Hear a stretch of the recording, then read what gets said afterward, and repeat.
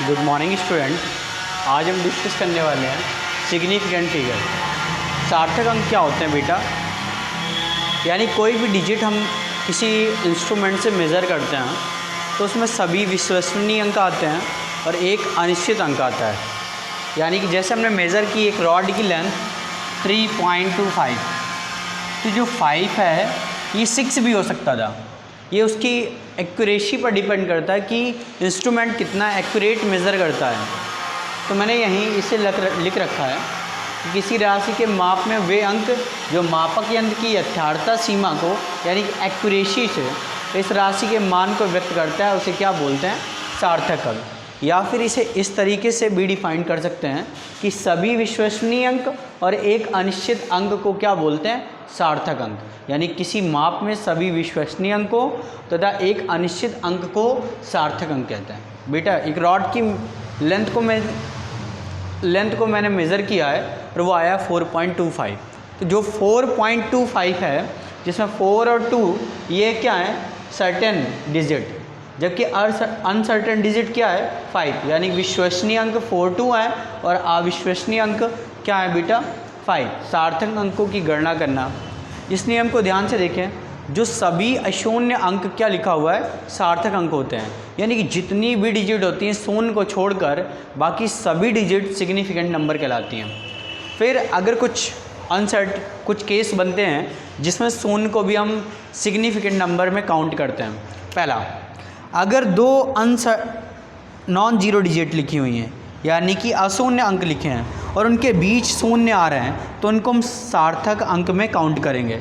तो अगर इसमें सार्थक अंकों की संख्या लिखते हैं, सार्थक अंक इसमें कितने होंगे? तो बेटा सभी काउंट किए जाएंगे 1 2 3 4, यानी कि सार्थक अंक क्या बोलते हैं? 4। फिर मैंने लिख रखा है यदि किसी संख्या में दशमलव बिंदु से पूर्व कोई अशून्य अंक ना हो, अर्थात वो संख्या 1 से क्या हो? कम हो, तो दशमलव के बिंदु के तुरंत बाद वाली जो शून्य है उनको सार्थक अंक में नहीं काउंट करते हैं। ये डिजिट देखने से आपको पता चल रहा होगा कि ये 1 से कम है और इसके दशमलव के तुरंत बाद कोई नॉन जीरो डिजिट ना आकर जीरो आए हैं तो इनको सिग्निफिकेंट नंबर में काउंट नहीं करेंगे। तो केवल सिग्निफिकेंट नंबर कितने हुए इस पे? यानी कि सार्थक अंकों की संख्या कितनी हुई? सार्थक अंक इसमें हो गया बेटा 2। अगर मान लीजिए इसके आगे कोई डिजिट होती यानी कि एक नॉन ज़ीरो डिजिट होती तो फिर हम काउंट करते हैं ज़ीरो को सिग्निफिकेंट नंबर में। मैंने यही लिख रखा है कि यदि किसी संख्या में दशमलव बिंदु से पूर्व कोई अशून्य अंक हो, अर्थात संख्या का मान 1 से क्या हो? अधिक हो, तो दशमलव बिंदु के तुरंत बाद के शून्य सभी सार्थक अंक कहलाते हैं। यानी कि ये एक नॉन ज़ीरो डिजिट है, इसके बाद ज़ीरो डिजिट आ रही है, फिर ज़ीरो डिजिट, तो इन सभी को काउंट करेंगे तब बेटा ये सार्थक अंक क्या हो जाएगी? अपने पास सार्थक अंकों की संख्या,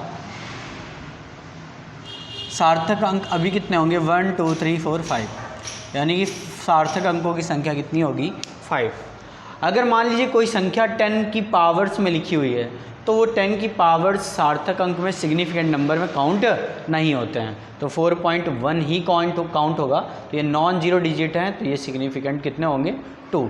अगला मैंने लिख रखा, किसी भी भौतिक राशि की माप में दशमलव की स्थिति बदलने पर सिग्निफिकेंट नंबर में चेंज नहीं होता है। इसका मतलब क्या है? अगर हम पावर्स को चेंज कर रहे हैं, जैसे मैंने लिख रखा है 6.3468 × 10⁻3, तो इसमें सिग्निफिकेंट नंबर अगर देखें तो 1 2 3 4 5, सिग्निफिकेंट नंबर कितने हैं? 5। अगर इस पॉइंट की यानी कि पोजीशन चेंज कर रहे हैं तो फिर भी कोई इफ़ेक्ट नहीं पड़ेगा सिग्निफिकेंट नंबर पे, अभी भी कितने होंगे? 5। तो ये आपका सिग्निफिकेंट फिगर था। आई होप आपको समझ में आया होगा।